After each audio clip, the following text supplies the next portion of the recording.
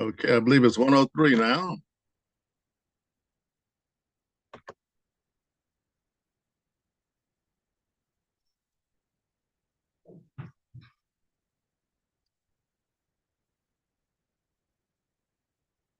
Assalamu alaikum. We want to welcome you to MAP5 on this Monday, March the 30th, 2026. And thank you for joining us today. We're looking forward to having a very engaging program today around the theme of citizenship and civic engagement. And you'll get a chance to participate on what you think the definition, of citizenship is all about. And of course, today we have our distinguished three hosts, Sister Amatullah Alaji-Sabrie, the Honorable Cheryl Sudduth, I'm sure will be joining us soon, and I am Brother Fleming El-Amin. And we're blessed by Allah to have you present today, and we hope that you engage, participate, and let's learn from each other today on this Monday, the 30th of March, 2026, inshallah, going forward. We have a special gift for you today. The theme for the American Coalition for Good Government, where I'm blessed to serve as president, has a simple theme this year: honoring our past and planning our future. So today, we're going to honor our past by listening for about 5 minutes to our esteemed leader, Imam Warthuddin Muhammad, as he talks about citizenship and civic engagement.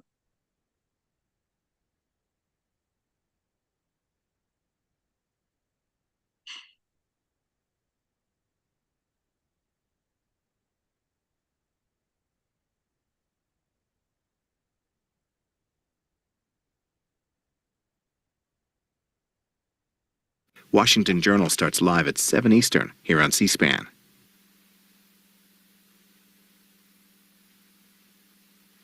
The spiritual leader of the American Society of Muslims announced his resignation Sunday after more than 3 decades.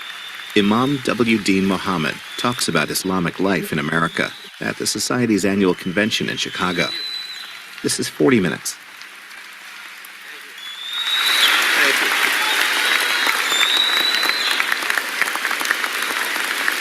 Thank you. Thank you.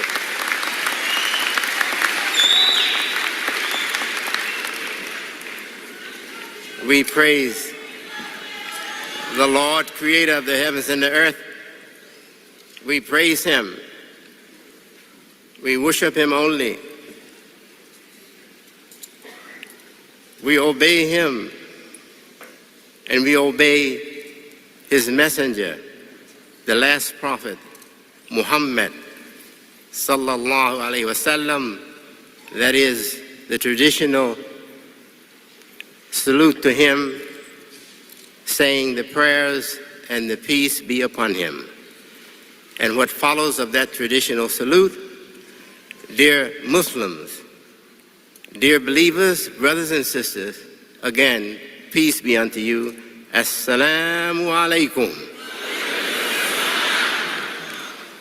Alhamdulillahi Rabbil Alameen. The praise and the thanks is to God, the Lord, keeper of all the worlds. Let me quickly try to take some tension out of the air.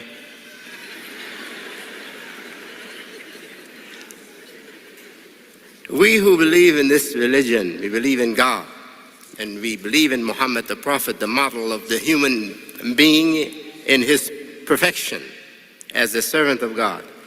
We believers, we know our life. We know our life.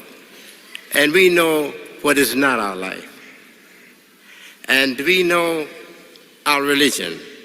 And we know what is not our religion. And we keep our life. And we keep our religion. Other things can come and go, but we keep our life. That is our religion. We keep our religion. So I'm getting ready to be more at work, to do more, to be more productive, and to contribute to the good life of the believers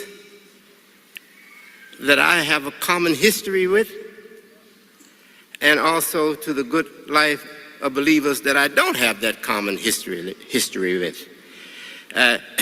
So I don't know about you, but when I told the imams of my resignation yesterday, a big burden went off my back.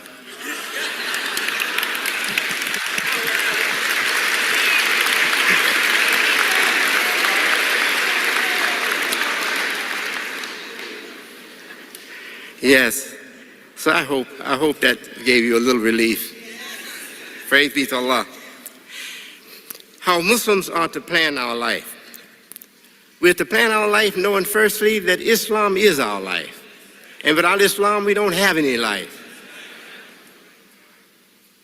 And we are to contribute to the excellence of America because this is where we live, this is where we're going to stay, this is our country. And we have made great progress in this country after being put down lower than the animals of this land.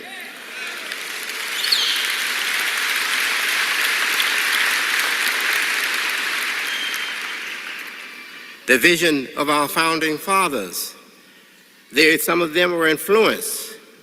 After they read the Quran, they were influenced in a good way to become even better visionaries. After they read the Quran, after they got familiar with the Quran and our Prophet Muhammad, his history of how he accomplished so much in about 10 or 11 years, and how he worked for about 20 or 21 years and accomplished so much not only for Muslims, but for the whole of mankind. As God says, مَا أَرْسَلْنَاهُ إِلَّا رَحْمَةً مَا أَرْسَلْنَاكَ إِلَّا رَحْمَةً لِلْعَالَمِينَ. That God says he was not sent to be any but a mercy to all the worlds.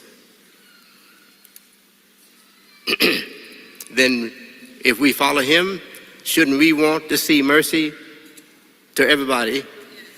Shouldn't we want to see everybody having mercy of God, the mercy of God? Yes, we should. So the vision of our founding fathers is not so far from us.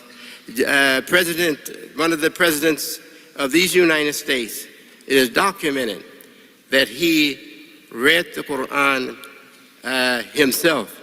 He read the Quran and he had the courage or the goodness to put it in writing that he read the Quran. And I have met presidents in my time, very recently. I have met presidents in my time who have expressed reverence and deep respect and reverence for our holy book, the Quran, and for the tradition, the life of Muhammad the Prophet. So we don't live in a world of ignorant people. Our leaders are great people in this country. Our presidents and our leaders of our society are great people, and they do respect great things.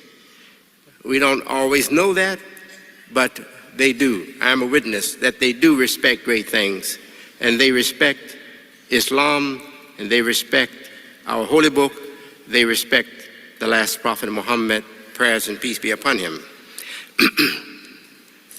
This country welcomes us to diversity. All the other groups that have come before us, they came here because they were welcome. The idea of freedom for this society welcomes all people if they want to start their life over again. If they want a chance to live their life free of being persecuted, then America says, here is a place for you. Now we know our history, we know how we ourselves were persecuted, and we know religion has been persecuted too. In America, religion has been persecuted. But that was not something that was called for by the founding fathers. The founding fathers planned the future of this society so that it would become a welcome place for all people having good intentions and wanting to establish their life after being denied that freedom in their own lands or in their own country. So we have to ourselves then appreciate this diversity and be supporters of this diversity. In Islam, God says to us, La ikraha fid deen, that is, let there be no forcing people in the religion, no compulsory, no forcing people in religion. Don't force people in religion. Says the way is clear. Whoever wants the way, take it. Whoever is not wanting the way, then let him be free to reject it. This is his.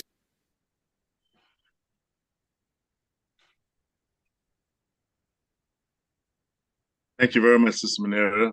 And I would encourage all the listening audience who'd like to hear the rest of the tape. It's very important, very insightful. You know that some of the information being shared on the tape occurred, a little while back. We've had a change in leadership at 1600 Pennsylvania Avenue since then. But the spirit of the information and the foundation of the information is still the same. And in the very next session, he talks about the need for our leaders to be familiar with the founding documents, to be familiar with the ideas of democracy that he writes more about in the book entitled Al-Islam and Democracy. So thank you for listening. We will get back to allow you to define what you think the word citizenship means. But I see we have our distinguished co-host, the Honorable Cheryl Sudduth, has joined us. And our tradition has been, we always start off with an icebreaker. Sister Cheryl Sudduth, would you like to do us that honor, please?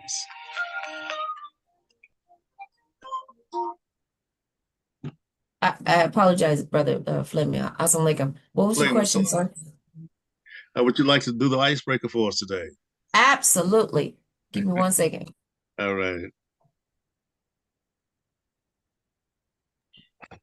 Let me get my video back on first, because I know you want to see my loveliness.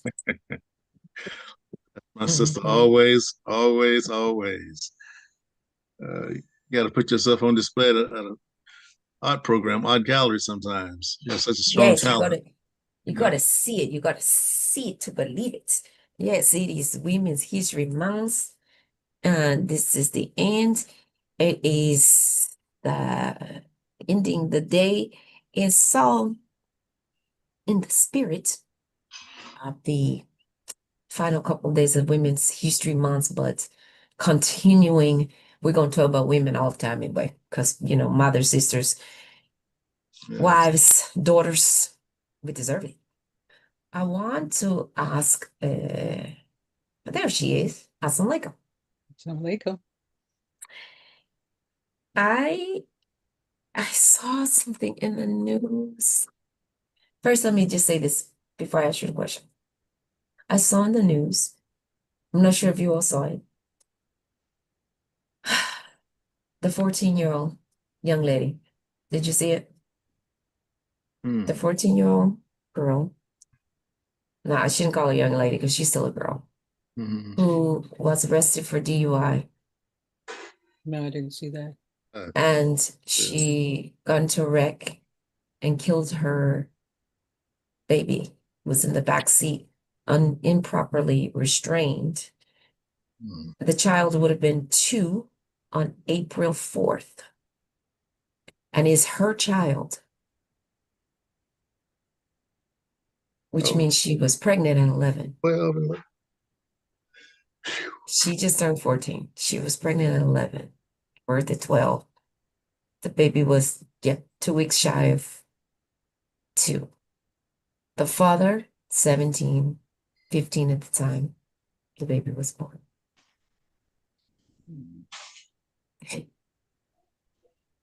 My daughter and I talked about this last night. And it took my breath away.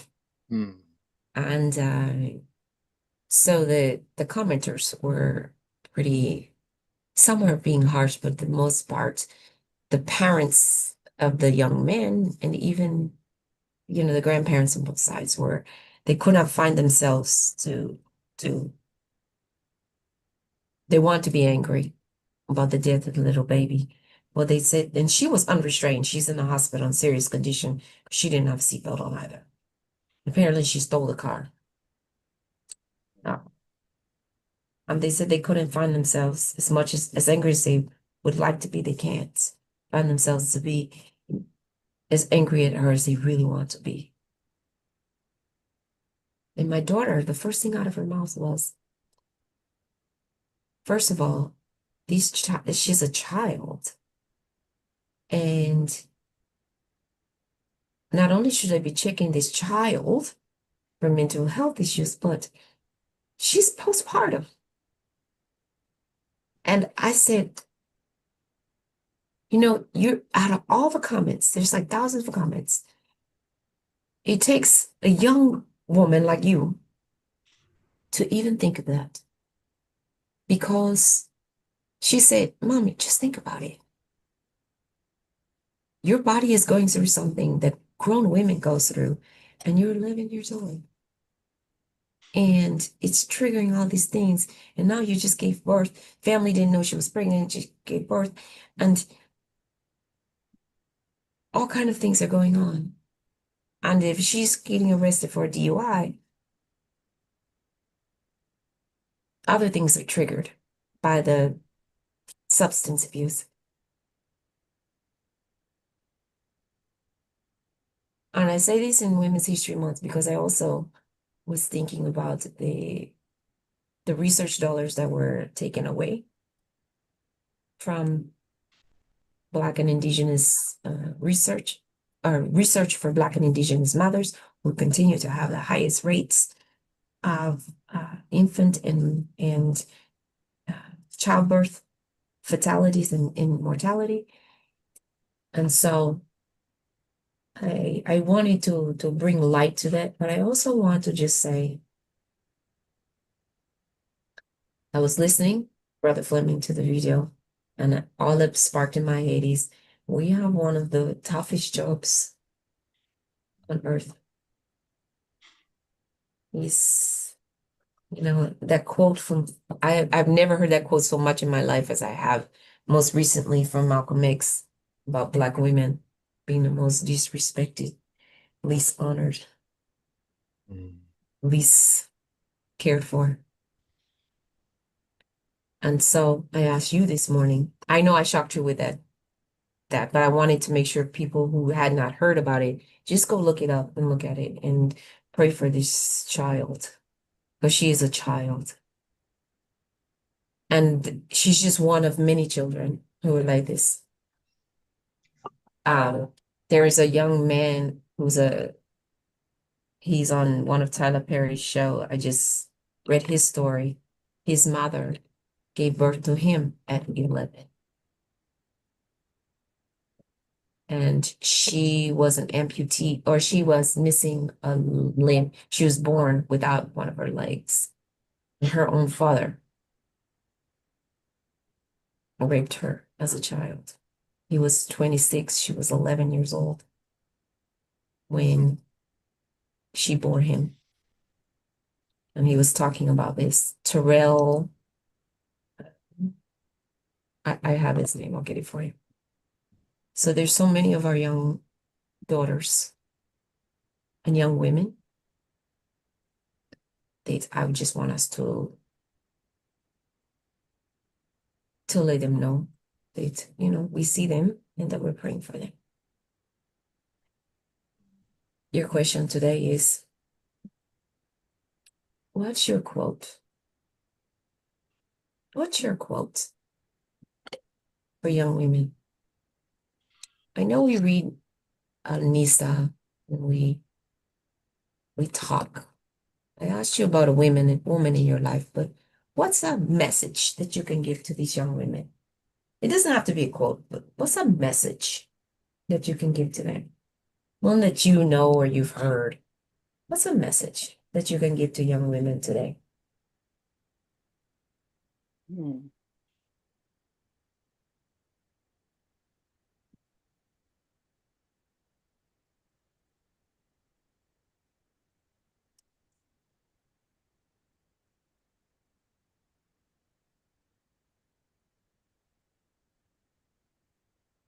Do you want to go first, Tony? No, ma'am. He boldly says. Never heard him that bold before. I've never heard him talk that fast and that short. Yes. Ever.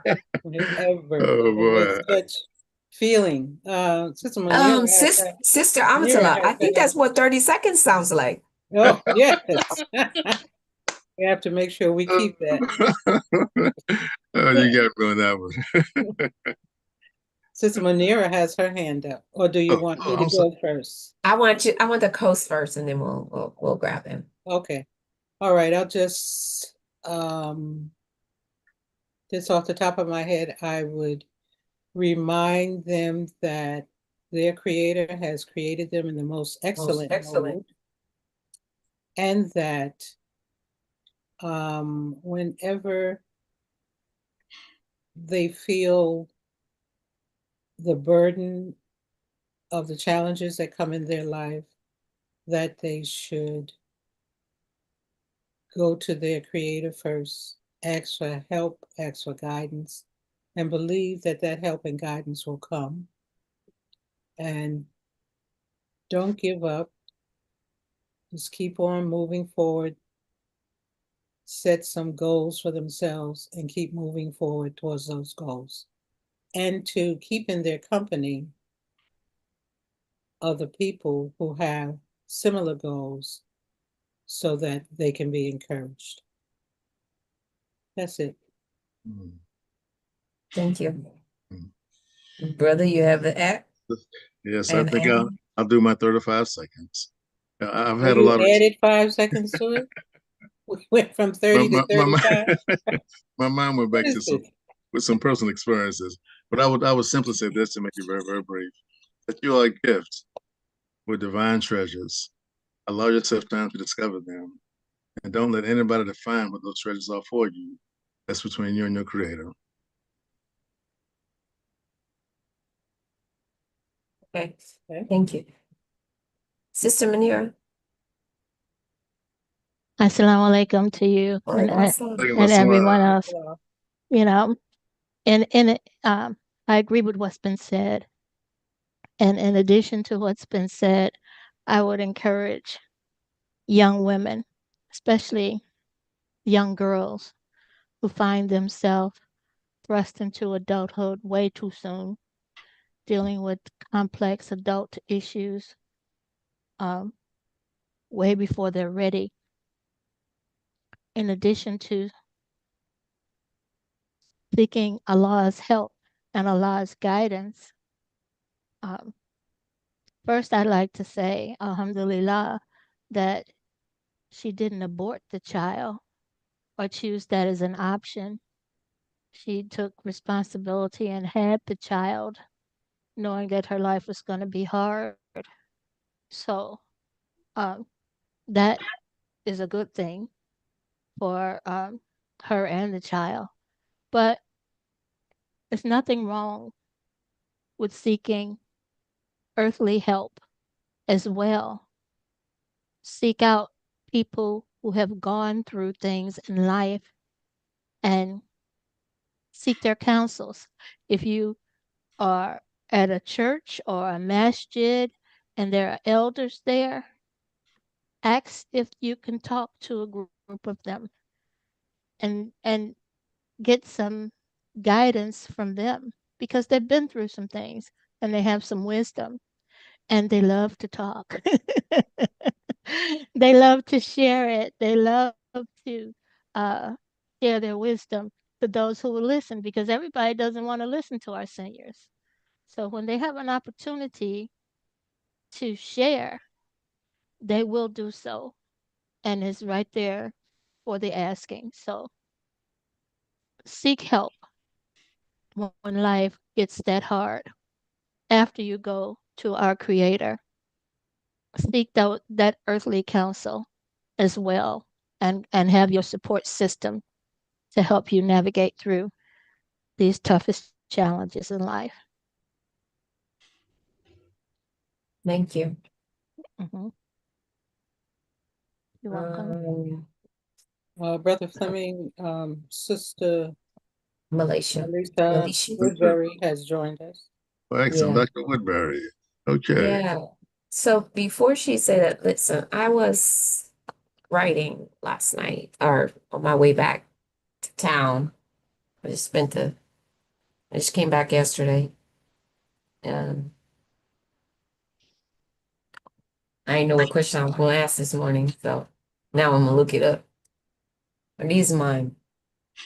He's my advice is gonna be a little bit different. I'm gonna read these. Okay, good. You mind? Please go right ahead. Don't give up. Every day as the sun rises and the day awakens in the far skies, there's a voice that whispers, don't give up. Even when the hill grows steeper and when the pain sets in, don't give up. Rise up, dig deeper, move swiftly, work harder. Don't give up. There are endless reasons to stop. There are countless opportunities to give in. The challenges, the shortcomings, the barriers, the hurts, the frustrations, the doubts, the pain. Don't give up. Everything you want, everything you need is on the other side of that pain. Work for it. Work at it. Work through it. Go after it. Those muscles aching, that heart hurting, the legs pounding, that doubt ringing in your ears, the belief tiring your soul. Stand up. Stand up. Stand up. Bear down. Give it everything you have and everything you are. Because no matter what, you have to keep going. And don't give up. That's the Thank you. Thank you so much. Assalamualaikum. Heartfelt. Looks like Sister Haja Tahida is on the line. We want to allow our special guests also an opportunity to make a presentation on citizenship and, of course, civic engagement. So we'll take two more responses to our icebreaker, and then we'll bring our guests on. I know her time is somewhat limited. Sister Haja Tahida? Yes, I'm going to read my statement as well. Assalamualaikum to all. It's a message to this young woman. What has happened is heavy and it cannot be ignored, but neither can your life. You are still here, which means your story is not over. Allah did not create you as something without value. Even in your mistakes, you are still a soul with purpose. Take responsibility, seek help, and return to your Creator, not out of fear alone, but because He is the one who can rebuild you, because He created you. Your child's life mattered. Let that truth guide you to become more careful, more conscious, and more committed to what is right. You need support, counseling, and guidance, and you deserve to heal, but you must also choose a different path. I mean, Man. Thank you. I have a question. What state did this occur in, Cheryl? Do you remember? Virginia. Hmm. Virginia. And I just want to say to Sister Manira's point that there was a lot of comment about Virginia's laws on women's reproductive rights, whether it's birth control or abortion rights. But I do want to just remind everyone she was 11. She was 11 years old. Chances are she may not even known that she was pregnant. She was 11 years old. So I don't think it was even a conscious choice to bear a child, from what I read, to actually bear a child. She didn't even know she was pregnant, and her family didn't know. She was 11 years old when she was pregnant, gave birth at 12. And this is not the first case like this. But my point in bringing that up was that our girls are being compromised.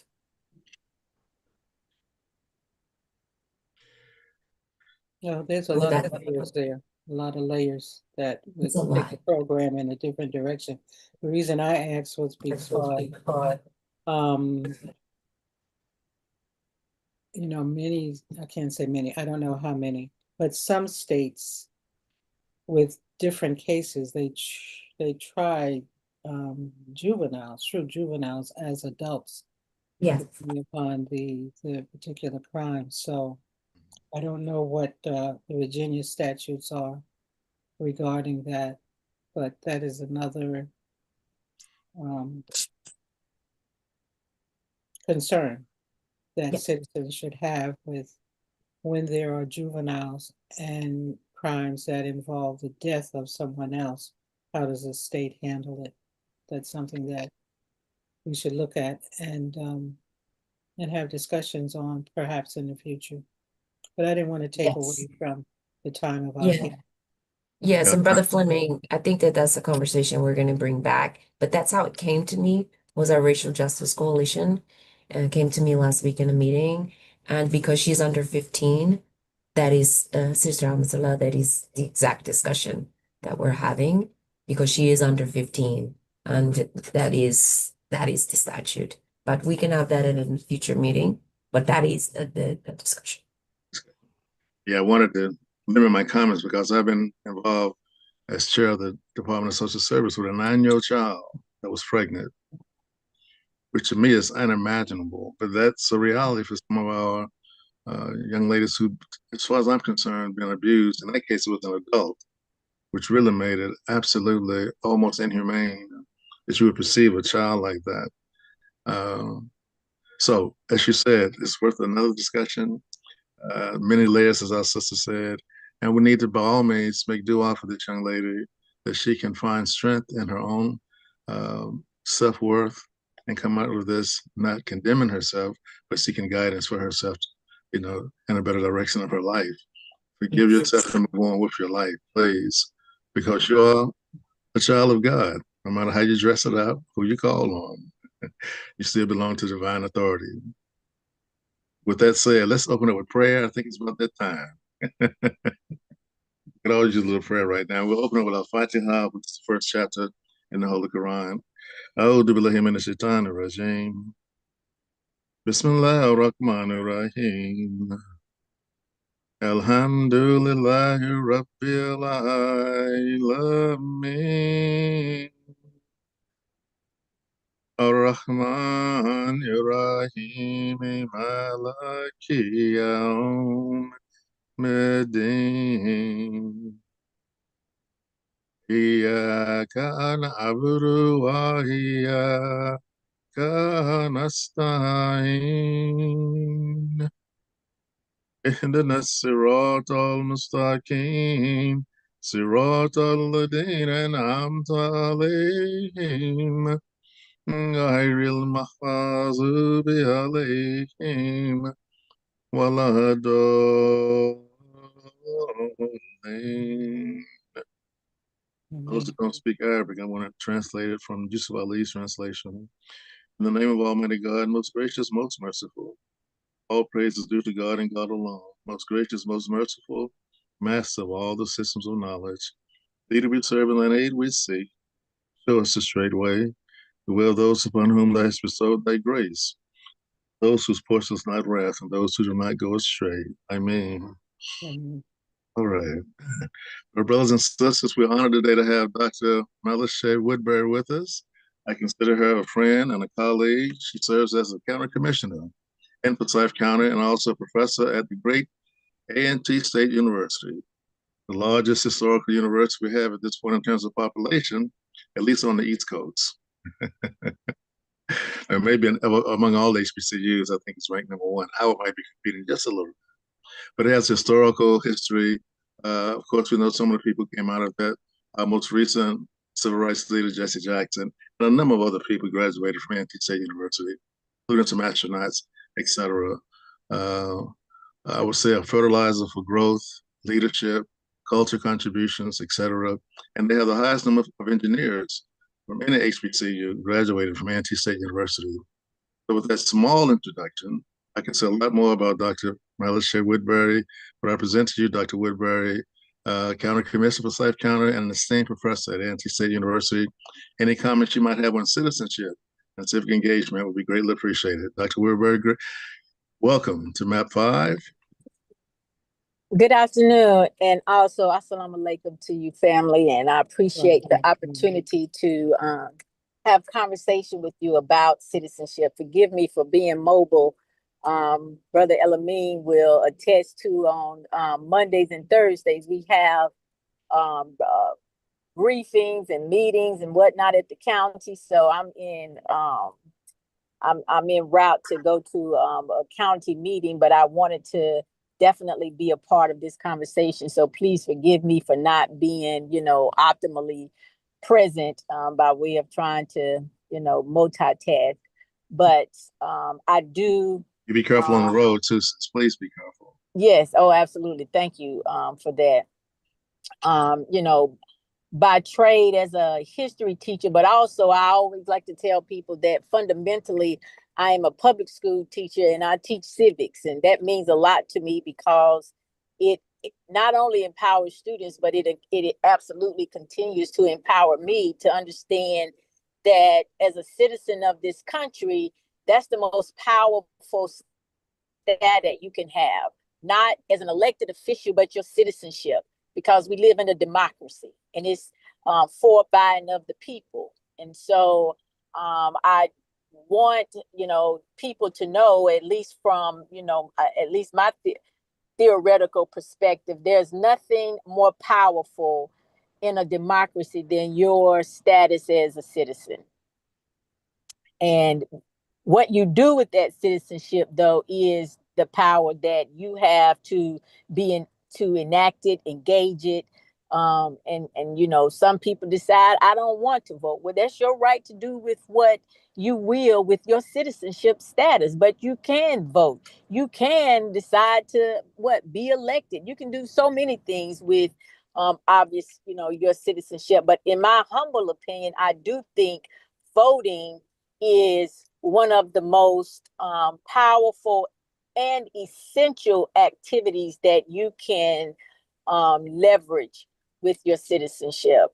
And I think as we see now, it matters who you elect and represent you. We just had across this country a No King's Day, and that's because guess what? That's about, hey, we don't live in a monarchy. We live in a democracy, right? And the peoples have the last say. But the only way the people have the last say is what? You got to vote. So those two things are intricately connected, right? Representation and voting for that representation.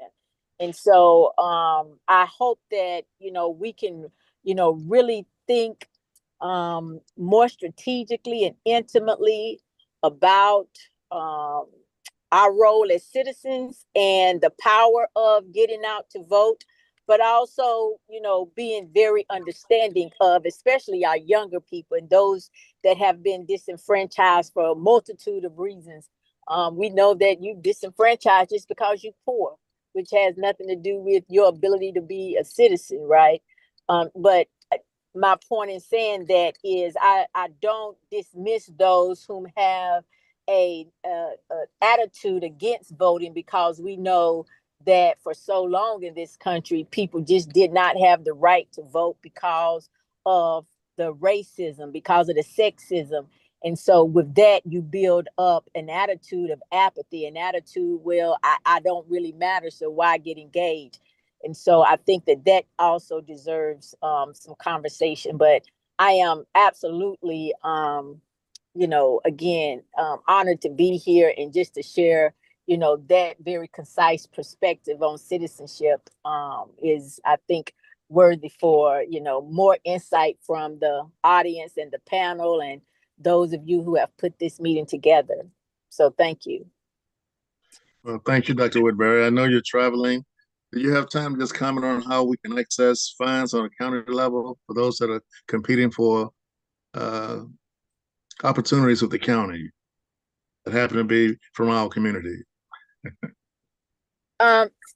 Brother El-Amin, thank you for that question. But again, because I'm multitasking, could you repeat that for me? Yes.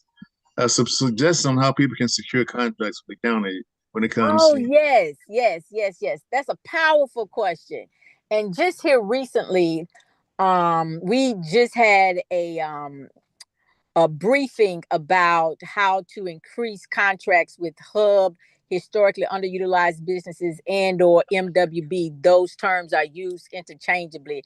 And I do want to recognize Sister Andrea Harris, who was known as the godmother of historically underutilized businesses and the MWB pursuit in this state to make sure that contracts are equitably distributed. So in Forsyth County, in the city of Winston-Salem, who actually has an MWB department, ideally anyone can apply to be a part of our vendor list. And that is just I don't want to say a simple, because it's not really simple. That is an exercise of will to contact the county and the city to be placed on a vendors list. And of course, as long as you are a verifiable business, then you can be put on our vendors list. And let me say this too. I'm speaking at this at a high level because Brother El-Amin can tell you at the commissioner level, we don't generally get into a lot of the weeds. So I'm sure I'm missing out on some of the steps, but I'm just telling you in general what must be situated in order for you to get the contract. So you're going to, be a verifiable vendor. And then once you're that, as we advertise our contracts, then you apply. And generally, you're just responding to a RFP, request for a proposal, and or an RFQ, a request for qualification for you to become one of our contractors on a project. And that's, absolutely based on generally all of our construction, because you can bid for construction projects, which puts you in an RFP, RFQ absolutely situation, or you can put in bids for some of our smaller contracts that's based on goods and services, and that's a different process. And I tell companies, please come to understand procurement law for the state of North Carolina, which guide us all, and it takes you through this entire process. But once you respond to the request for proposal or qualification or whatever is sent out to the public for you to bid on one of our contracts, then you put your best foot forward to say why we should do business with you. And then the city and county team, decides which team is the best. For Forsyth County, we look at the lowest bid, even when we don't have to. So the lowest responsible bidder is our, general practice, even though the state just says, well, you only have to go with lowest responsible bidder if it's a $300,000 contract or better. But if it's less than that, then you can prioritize. Maybe you want to do more local businesses. You may prioritize not because someone is, Black or not, or Hispanic or not, but you're looking at trying to make sure that there is equitable access across your demographics in your in your community, as Mecklenburg would do. And so essentially, any business of as I was saying, you would put in that bid, wait to hear back from us.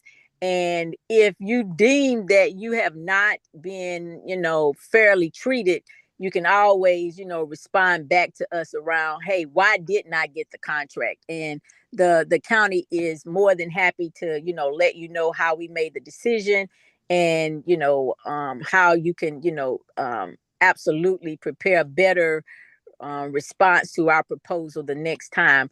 But the thing that I would absolutely stress, especially to our MWBE or historically underutilized businesses, make sure you are identified through certification as hub certified through the state of North Carolina, because that is a priority for our minority-based businesses, which could include, from a categorical standpoint, Black, Hispanic, Asian, and disadvantaged, and women. So there are about 5 or 6 categories. I may have missed one, but the point is, you want to be certified because that is a priority for any state agency in the state of North Carolina. Because if you're not certified, then we don't get credit as a state agency, making sure we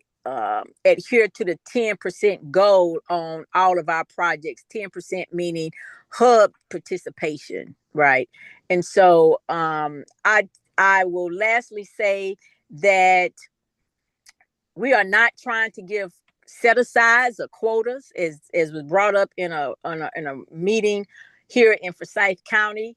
What we're saying is, in Forsyth County, Black people specifically make up a third of the population, but Black businesses get less than 1%.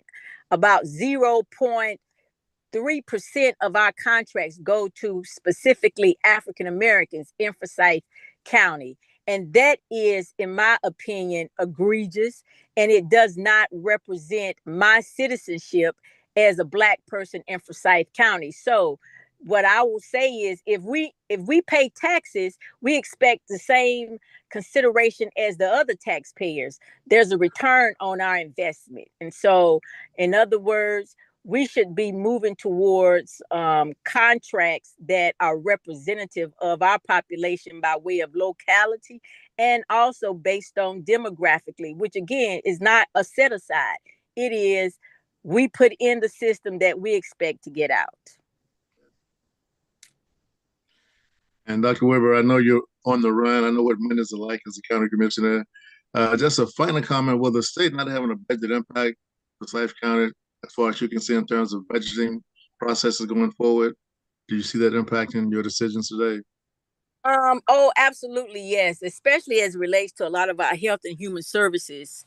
Um, um, and a lot of our dollars for health and human services come by way of the state, and we've already been, I would say, almost under attack with just being able to provide, healthcare services, and specifically food services, right? So food is an essential. And, we didn't know if after the last debacle, within 30 to 60 days, we would have the resources to feed a significant portion of Forsyth County citizens, which include, of course, our children. And that is what I say make it egregious, because the children can't fend for themselves, right? So I think that without this budget being passed at the state, a lot of us concerned about our ability to provide adequate health and human services. Yes.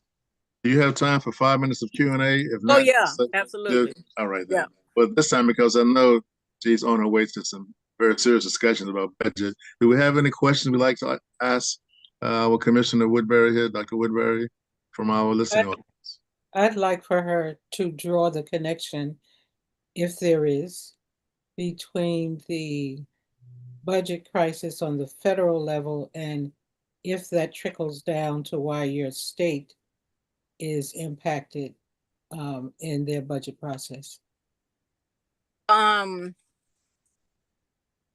I will say, absolutely, I'm going to go back to, for instance, what most people know as SNAP, right. Or from my generation, it was called food stamps. So when the federal budget isn't passed, that is going to absolutely hold up the dollars that's sent to the state that then comes to us, locally. And so that is probably, again, one of the best and most serious examples that we can give in regards to federal, state, and then locale. But also, as we can see, if you travel, I mean, locally, we all are traveling, and we're not in a safe space by way of TSA workers not being paid, and then you bringing in ICE to compensate for TSA workers not being paid. And what that does locally is it starts to interrupt the flow of what I would say your the citizens of your locale, because what I and this may be a more indirect kind of connection, but what I will say is for our Hispanic brothers and sisters, when they are in fear of being penalized because of their status as citizens, then that becomes very disruptive in our community. And to be quite honestly, whether ICE is in your local, airport area or on the grounds directly in your community, that sends a level of stress in the community overall. And what we have seen specifically here in Forsyth County and throughout the state is a lot of our Hispanic brothers and sisters are not going to work, school, and doing a lot of the things that empower them to be a part of our economic ecosystem, if you will, our social ecosystem, our political ecosystem. So I think that probably more of you on the line have absolute more examples, but those are the two that come to mind right off for me. Thank you. I serve as vice chair of our Department of Social Services and Public Health, which is commonly known as Human Services. And we looked at some members at our last meeting. We'll look at some more on the 1st of April, a direct impact on how Forsyth County will be influenced with these insanity in Washington, D.C. And we can talk more about that. Any other questions from Dr. Woodbury? So I know my sister's on the run. And I know the health component with insurance is definitely going to be a major issue. And Brother El-Amin is, way more sophisticated and knowledgeable about that, being on the committee in our county. And I appreciate his continued service in that way. Okay, I see Michael Hameen has his hand raised. Yes. You have a question, Brother Michael? Yes, peace and blessings. Assalamu alaikum. Alaikum assalam. Yeah, I just have a comment in terms of the fear and anxiety factor. I don't know if it's been mentioned because I'm just coming on, but you've got paramilitary people with uniforms and masks. That causes more than just disease, you know. It's a frightening sight to see individuals, looking like they're on steroids, you know, masked up and uniformed up and with sidearms as well as rifles. You know, uh, the first time I saw it, I thought about Hitler's Germany, and the brown shirts. You know, it's a frightening sight. And that's all I have to say. Thank you. I think that just to give some supplement to what you're saying, brother, when I see these white men with their faces covered up with the black mask, I say that this is the third wave of the end of Reconstruction Jim Crow. White men in black face, and their uniform represents that piece, right? And it is then and now a way to cause stress and a way to minimize other people that's not in their mind equal. And so do not be what I would say, don't minimize what's going on around here, because we know that we're still affected by Jim Crow that started 1877, and we're in 2026. This is my opinion. And now to have a kind of a reboot or a reversion of that, some would argue that it is even more of there's even more terrorism against the citizens of this country than it was then. But what I will say is that, to your point, the ICE or the paramilitary that the president of this country has unleashed on the citizens is it is something to be very much so concerned. And I think my gravest concern is, if he doesn't want to leave, then what? Will those same men be out to try to keep a president in that have been duly voted out? We'll see. I don't want to cause alarm, but what I will say is that, you know, we're in a grave time, and your act as a citizen with your vote is very important now, Yes, more than ever. yes. It's a terroristic, you know, that's the other thing. Uh, the days when uh, our people had no rights that were respected. It was a different standard of law for us, and a different standard for white folks.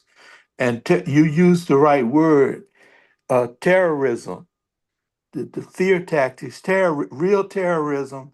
The consequences for our people was actually lynching and mutilation.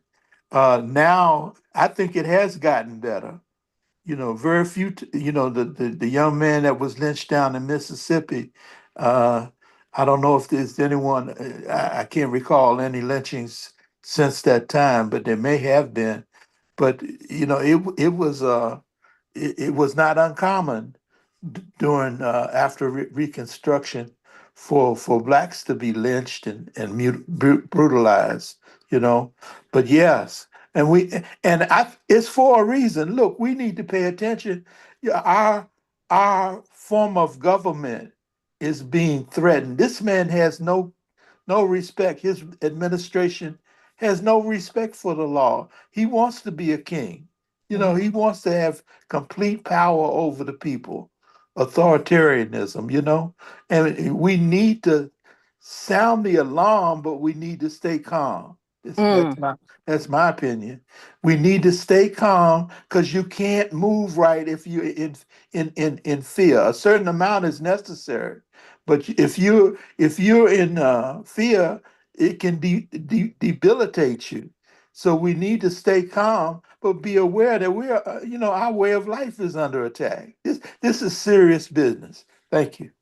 Yeah, Brother Michael, I think the 8 million people who showed up yesterday for the No Kings Day across this country indicates the level of reaction that the average citizen has toward this attempt to dominate our thinking, which is what they're trying to do with the authoritarian type of government.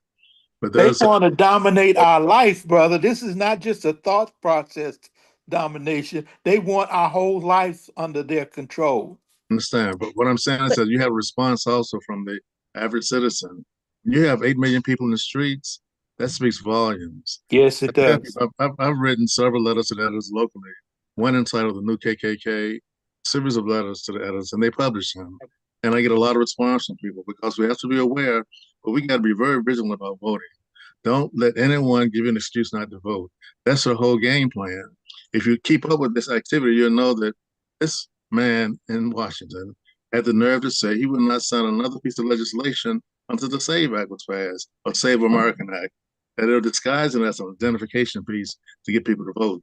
But you read that and see exactly what it's all about. It's not about just ID. It's this way of redirecting, your attention to something else when something else has actually been done to harm you. And so we have to be alert. We have to be vigilant. But by all means, brothers and sisters, we got to vote. Absolutely. And don't just vote by yourself. Take somebody with you. I don't want to dominate the conversation. I want to give other people a chance to ask questions because I know our sister's en route to a very important commissioners meeting. Would anyone else have a question for Dr. Woodbury? Yes. So, two questions. Well, yeah. So when the president, when those people's president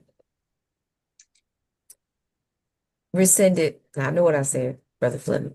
When those people president rescinded Executive Order 11246, for those who don't know, that's the one that was put into action way back when before I was even born, for, and he called it Upwriting DEI and Affirmative Action.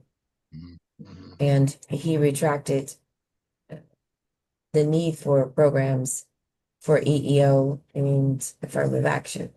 And he rescinded 11246. A lot of these programs were taken away.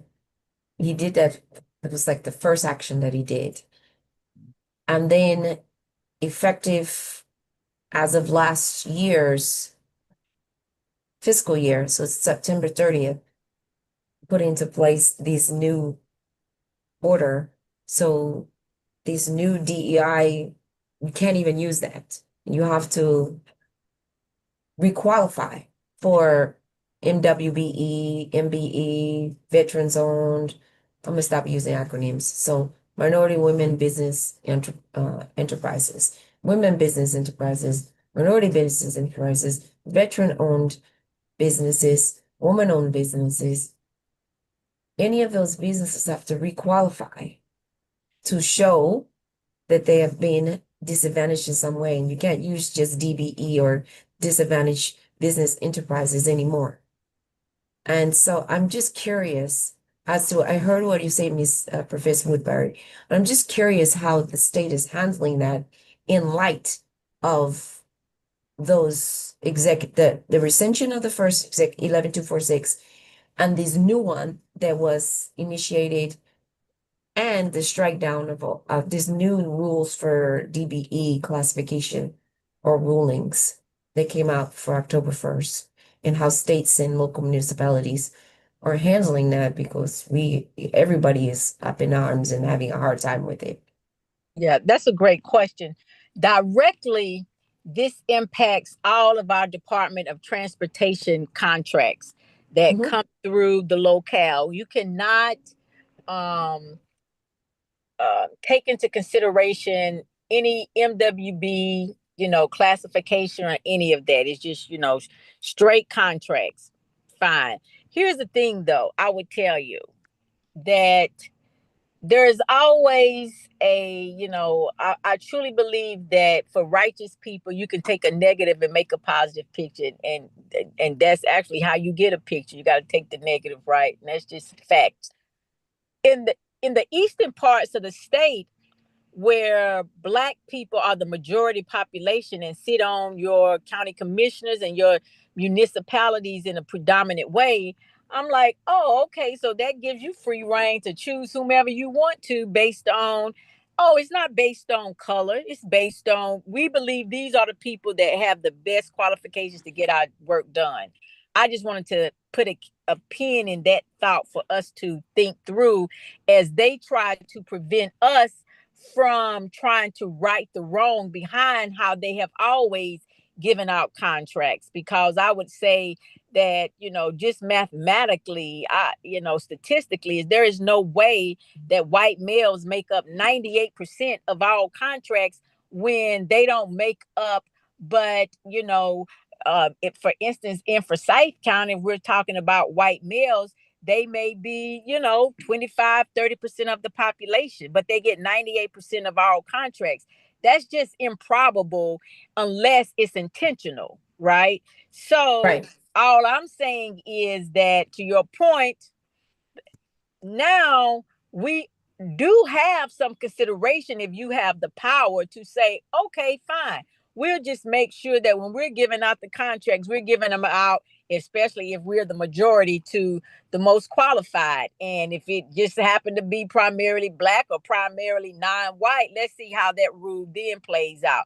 But right now, to your point, if there's a Department of Transportation contract, you can't consider MWB or HUB. As it relates to the 10% goal that the state of North Carolina has on all of the contracts that come through the state, then we do still have that as a goal that is protected by North Carolina law, that 10% of all state government contracts should meet that 10%.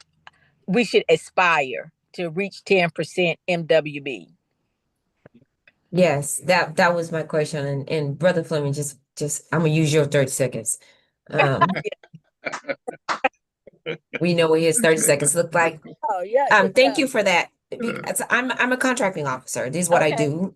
This is what I do all the time. And right now I'm doing transportation and DOT. It's the third largest bus company Yeah. in the country. So that's why I brought it up. And I think it's important and in this context that people understand that, but also we have that kind of power and I have that kind of in some instances unilateral decision making, but I also know that it's this is one of the things. Oh, brother Edward Willis is on good. We were speaking about this yesterday.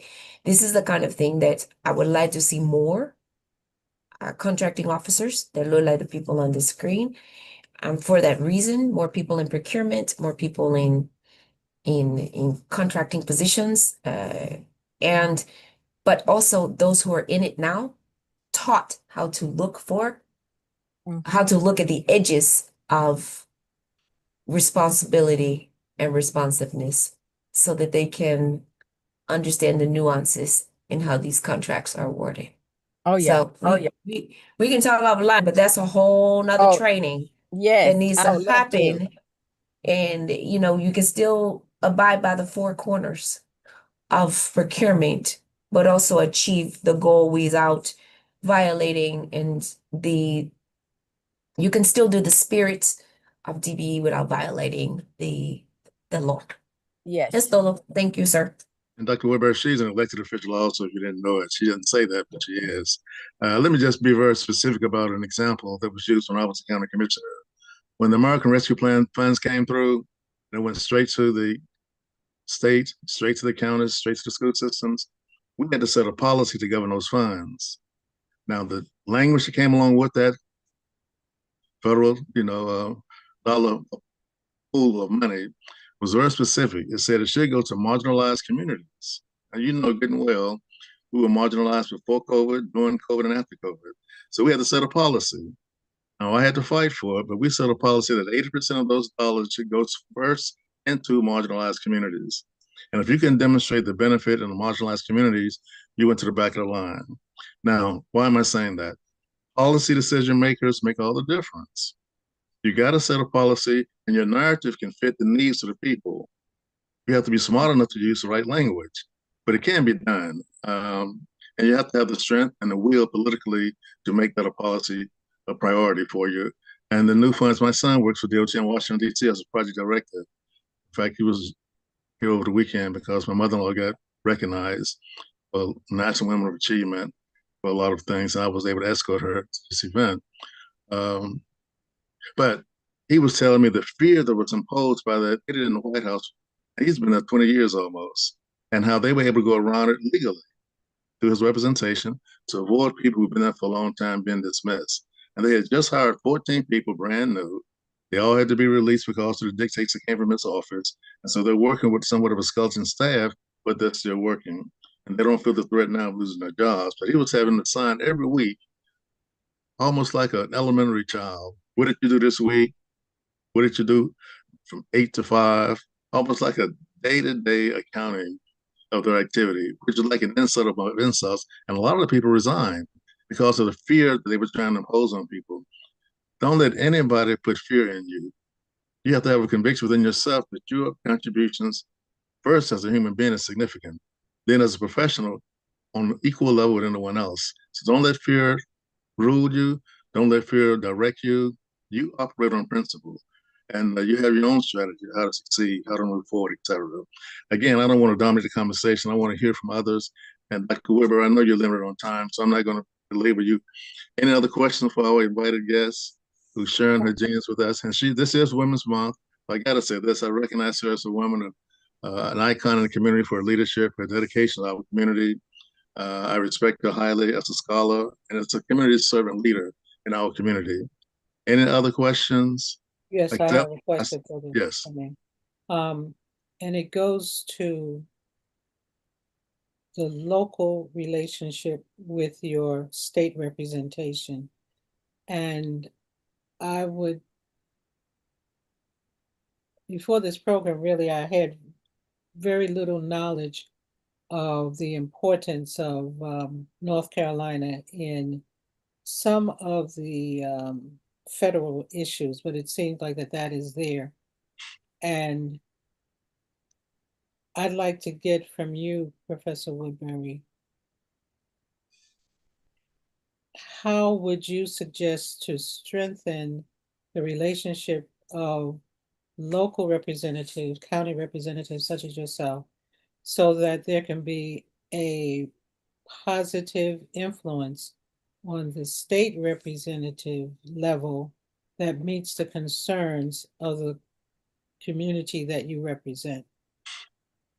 That's a great question, and I think that Brother El-Amin definitely can chime in around how, at the county level, we do try to be intentional with getting with our what we call our local delegation through the state, and we have a breakfast generally once a year, and we try to make sure that the lobbyists that we have hired absolutely work through our local delegation and also throughout the state of North Carolina to make sure that state representation understands what our legislative priorities are and how we need to collaborate more from a local and statewide level to, try to get influence at the state on behalf of the citizens of Forsyth County. But what I will tell you is that we don't leverage the opportunity enough to have more deliberate meetings that are purpose based.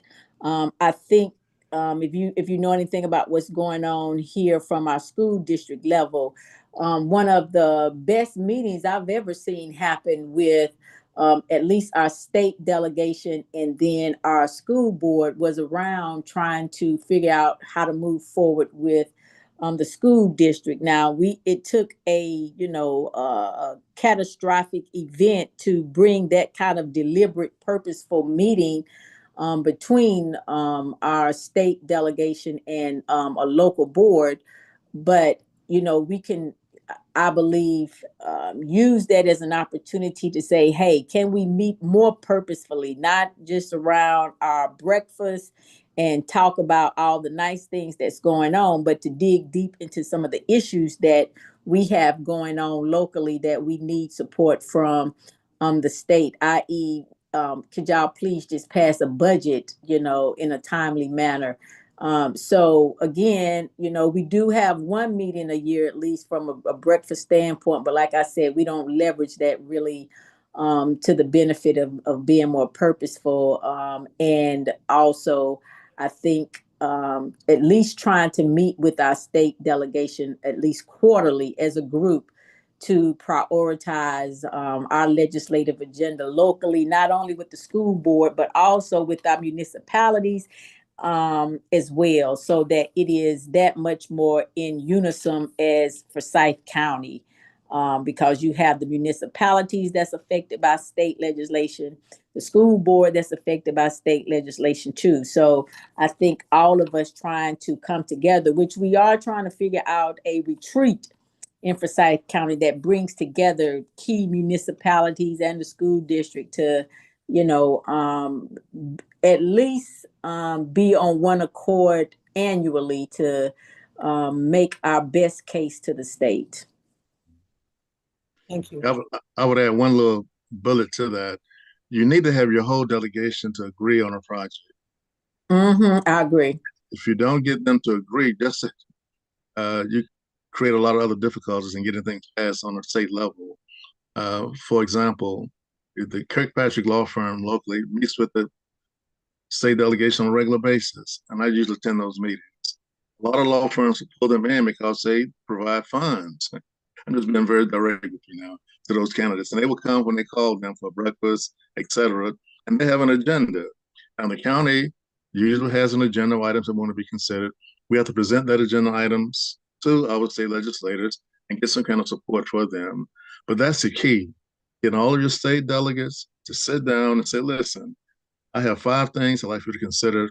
Can all of you agree on 1 and 2 or 1 and 5 and work together to get this passed in the General Assembly? If you do it that way, you bypass a lot of the unnecessary Robert Rules of Order protocol to get things passed on the state level. That's very key.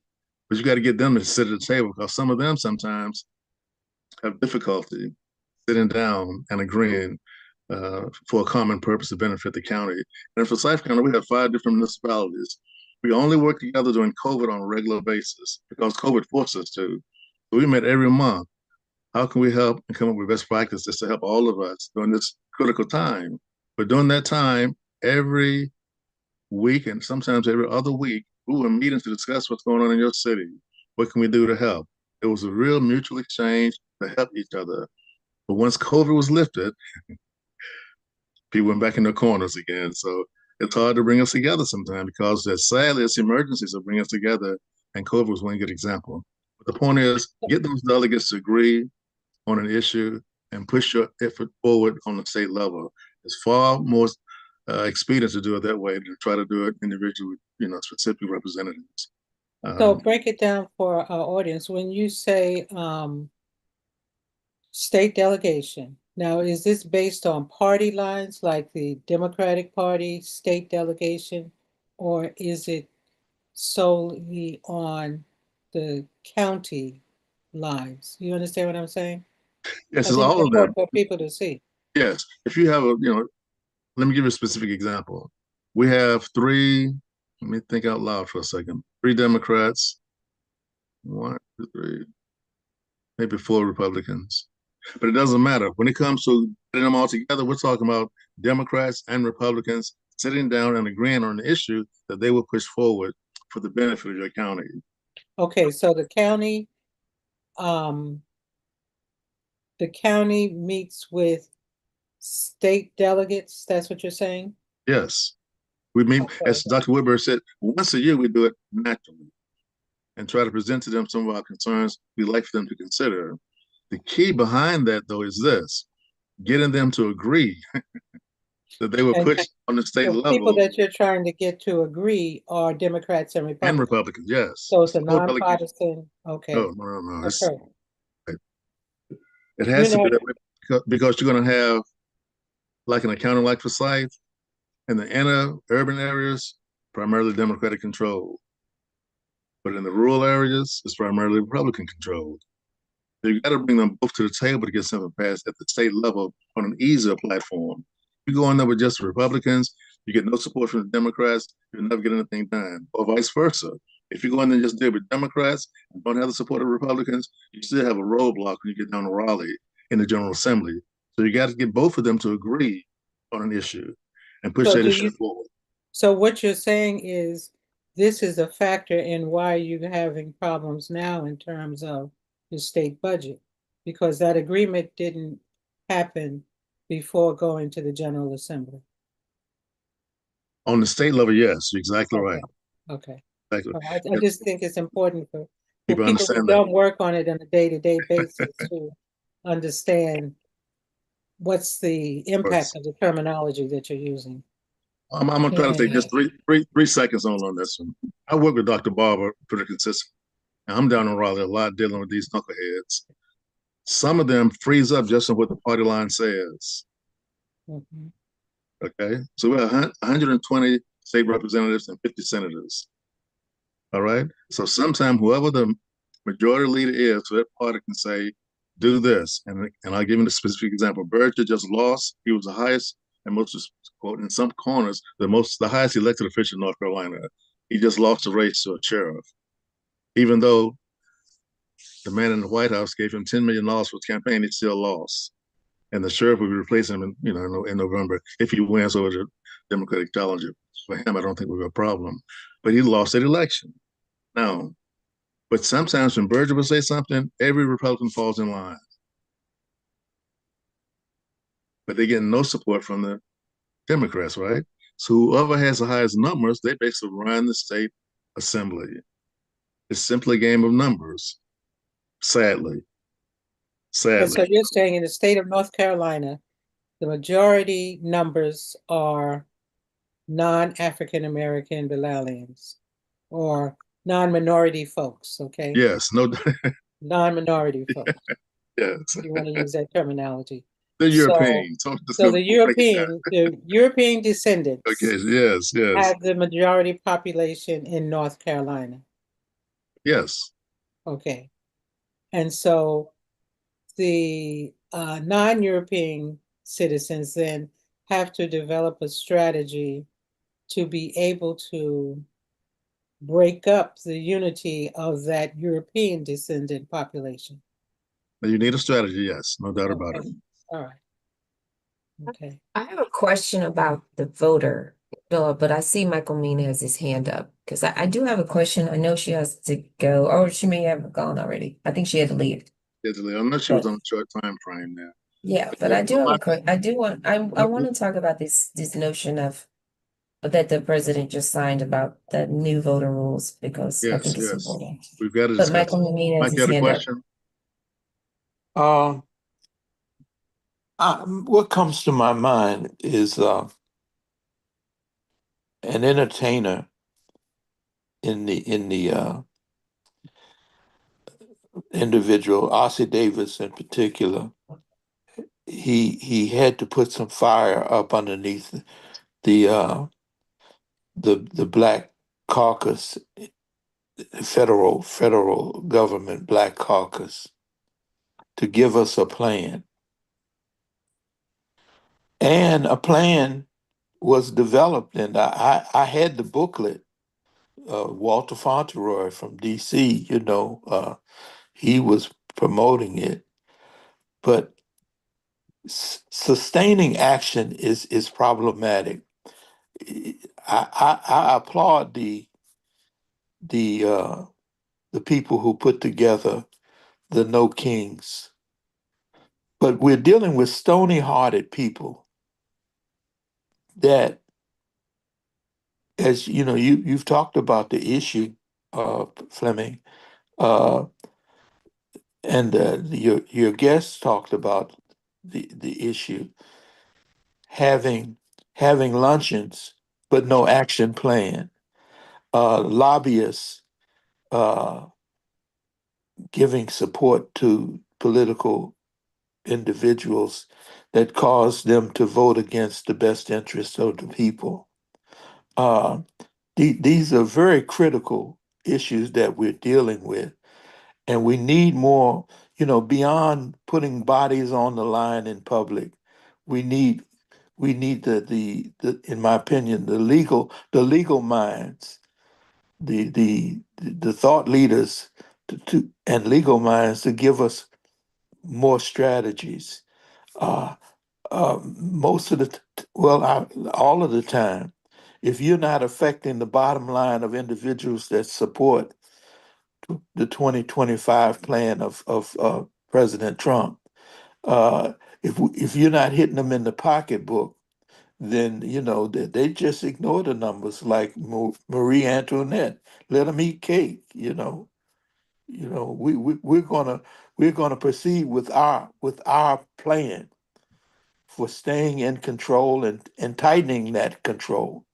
So we need deeper strategies than just putting our bodies on the line, and we need the thought leaders to come up with those strategies.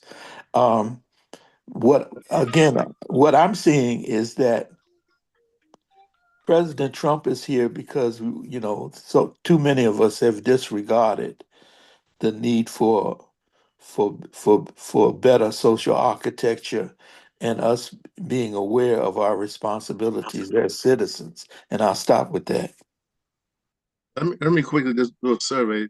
Did any other guests call in? I don't see. I'm just trying to make sure. I didn't know. No, I don't see any others. Okay, all right then. All right, thank you very much, Brother Michael. Sister Cheryl, you wanted to make a comment about this most recent idea? Yes. Wanted to say something? Yes. I'll hold off on that. Yes, go right ahead. Yes. I I hear everybody and I understand the alarm about the signing of the SAVE Act and the new requirements to have ID and present documentation to vote. But this has been coming for 2 years. They've been hollering about it for the last 10 years. But this has been coming for actually, I take that back. It's been coming since this man has been campaigning since he got out of office. They've been campaigning that they were going to do this. And instead of, this is where strategy comes in. This is where strategic comes in. Because my frustration is getting caught flat-footed, right? I do this at work a lot. People come in and they don't want to follow the rules. They're like, why do I have to do it? And I say, well, because the contract code says I have to have you do A, B, C, D, right? Why do I have to do this? Well, because the law says that you have to present these documentation. Well, I think that that's a silly law. Well, go change the law. But right now, I have to follow the law because I don't like jail. They don't give me Clorox wipes in jail. You know, my favorite. They don't give me the Brussels sprouts the way I like them cooked. They just don't do that. And so I'm not going to jail. So until you change the law, we got to abide by the law. I'm contracting officer. We're going to do this. So in the time it takes you to keep complaining to me and telling me what you don't like, you can do two things. You can either get me the documentation the way that it needs to be, and we can proceed and get you a contract, or you can go and effect a new change to the law. But most people don't want that. They just want to complain. So in all the complaining that has happened over the last 5 to 7 years over the ID law, and that is disenfranchising, and that is preventing people from voting, which it is, but they're still going to pass it. And his entire MO is, I'm going to do what I'm going to do, and I'm going to let the courts make me do something different. He's done that with everything. I know I owe you that money, Fleming, but I ain't paying you. And I'm going to make you sue me to pay you. So now I'm going to make you spend more money for me to pay you what I owe you. That's his MO. But instead of believing fat, meat, greasy, we're going to sit here and fight. So what we could have been doing, instead of sitting here and fighting, and I don't like coulda, shoulda, woulda, but I am going to say what we should be doing moving forward is, because now that they've signed this act, and even though it's got to go through litigation, it's going to end up going to Supreme Court, and even if it does end up being reversed, you're going to have a lot of people not voting because they're sitting around waiting for a decision instead of coming together and being strategic and saying, let's get people IDs. Yes. That is a better solution than sitting around crying about something. The milk is on the floor. The milk out the bottle, you can't get the milk up off the floor and put it back into the bottle. You can't do it. So we're sitting here mad about the fact that the man then threw the bottle of milk against the wall and all the milk on the floor. The milk is dirty. Don't nobody want to drink that milk anyway. So the what's milk is your done. suggestion? What is your suggestion? My suggestion is, let's get together and figure out how to get people IDs. Let's get together and figure out how to get a bus, how to get some paratransit, and get people from point A to the polls. Okay, they moved the polls. They gonna keep doing it. Okay, they moved them. You don't have to poll at your local church. Now you got to go 15 miles. You know what? You're not stopping us. If we got to get vans, we got to get Uber. We're going to get you from your house to the poll. Okay, we Yes. can't have people come and pick up your ballots for you. Okay, you know what? We can't do that. We're gonna go to the senior citizen home. We're gonna put a van there and we're gonna pick everybody up, wheelchair and all, walker, what do you call it? Oxygen mask, everything. Oxygen. We're gonna take you to the poll. So Yeah. who should be doing We're this, gonna Cheryl? get you there. Who should All be of doing us. The same people who are complaining that they don't like it are the same people who are going to have to be part of the solution. All of us. All of us. Everybody who has a stake in this vote, everybody who has a stake in this impact, all them people out there walking the street, getting holes in their shoes from these rallies. These rallies, yes, the impact on the rallies is they got him hiding in his basement in Mar-a-Lago mad because his points went down some more. Now he's like low 30s. All that's doing is great theatrics, but at the end of the day, what's the action plan? The Okay, action so plan should be For our listeners and participants, can you identify one or two organizations that are doing this, that are developing strategy, or that are organizing people? You got Working Families Party. That's number one. They organizing people, and they organized this one. They were one of the ones who organized this big old rally, right? And then you got Dr. Barber. They've been organizing across the country, and I've said the same comments to them. Okay, all this is great, but while we complaining about this, and Dr. Barber, and they listened because I was in DC talking when Dr. Barber was there, and I said, let's get people IDs. If we're gonna do a fundraiser for these for all of these, we do fundraisers for politicians for a reason, billions of dollars. Let's do fundraisers to get people IDs. ID costs $10, $15, $20. Let's get some people IDs. Let's get them a bus or van to take them to the polls. We got to be more strategic. And I Yes. get it. I get it. Everybody wants to complain, but I want to build solutions. And then we get people to the polls. We get our people in office who can make the change to stop this madness. We can't stop the madness with marches. We can't stop the madness with complaining. The That's right. complaint that I want to see is a change at the ballot box. There's all Okay, I so wanted to say. I those are said two it. organizations that you have identified. Well, you asked Are me for they, two. Yeah. those are two organizations you identified. Do they have the national reach that would bring about the change that you're talking about? Brother Fleming, you know both of them, right? Yeah, I do. I'm very familiar with the strategy is twofold. One is to bring attention to the public, of course, but along with that is registering people to vote. And I've been doing this for a long time. Democracy in North Carolina is one I work with a lot here in North Carolina. They do a series of different things, but whenever they have a mass meeting, it's always people there to register people to vote and to also say, sign a pledge card. Do you need transportation to the polls? It's very strategic. So in the eastern part of North Carolina, very recently, we had a march from Selma to Raleigh. But along that march, people have been registered to vote.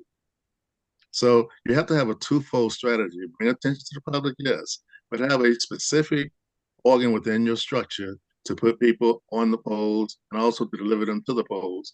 And there are a number of organizations here in North Carolina that I work with to do just that. So it has to be twofold in that sense, but we can't use it. Don't perceive it as a national effort. It has to be locally identified and locally generated because that's where the people are. And it's all based on establishing relationships beyond just a voting process. But Because you have to be vote, able to let people know yes, what national organization or local organization in their area that is doing this kind of thing. yes, yes. We do that locally here through several different groups. Linda Sutton is the organizer for Central North Carolina. I work quite a bit on the eastern part of North Carolina, but all of us have regions that we do three things in. We have issues that we discuss in a public format, used in the church or community center. But everywhere we go, we have people registering people to vote. And then you got to have a way to deliver people to the polls. Because to me, vote. There's no excuses not to vote. I don't care what you dress it up as, you got to vote and be determined no matter what. If I'm breathing, I'm going to vote, period. And so that's the spirit you got to sort of address to people, especially some of our young people who don't even see a connection sometimes with the whole process. There's a lot more I can say about that, but use the local strategy. The national strategy just does not work because it's too far from the people. We got some money the other day from a nonpartisan group, and all they want to do is make sure we're nonpartisan. When we go out campaigning, we got 5,000 people we identified that very infrequently vote. So we have a strategy to bring them to the polls, also to have activities in the communities, to do activities, to build up the need for them to vote, and then deliver them to the polls. But they wanted to be based on nonpartisan. No elected official can come in and say, vote for me. Well, I'm going to make your strategy a Trinitarian strategy. All right then. Even though I'm a monotheist, even though I'm a monotheist. Okay. You don't want just get people to the polls and get them to vote. They have to be educated on who are they voting for? Yes. What are they voting for? That's part of the strategy. Yes. Okay. I think we need to state that explicitly because sometimes people just feel like, okay, I'm registered, I'll vote. let me just check off. I'm a Democrat. I'm gonna vote for this. But that Democrat that you vote for may be just a. They call them rhinos in the Republican parties. I don't know what they call them in the Democratic Party. But Dinos. you have to dinos. So Dinos. you just got to make sure you're voting, but you're voting for people who have a demonstrated history, whether it's elected or not elected, that shows that they are concerned with your community and with your community interests. Yes, this is tripod. Otherwise, Exactly you'll get people like Talarico in Texas who, they wear one suit during the primary, but then when they get elected, they may do something else. Yes. It's a three-part effort, actually. First is education. That's the first part of it. The second part is making sure they're registered to vote. The third part is actually making sure they go to vote. And there's a fourth part. How do you hold people accountable once you put them in office? So it's actually four parts to it. But it's got to be a consistent effort to do that. It can't be a used salesman effort. Elections have come up, come vote for me because I'm running for office. That will not work, especially with people who've been around for a while. And I've been involved in this game since I was 16. So I don't waste my time with used car salesmen anymore. If I don't see in the community doing some things beyond the election cycle, doing some community service work that doesn't require you to get a paycheck because you want to do it to help people, then I can't really give you my support. And I've been asked to support a whole lot of people over the years, but I got to qualify you first. What have you done? What do you plan to do? How are you going to get it done to help the community?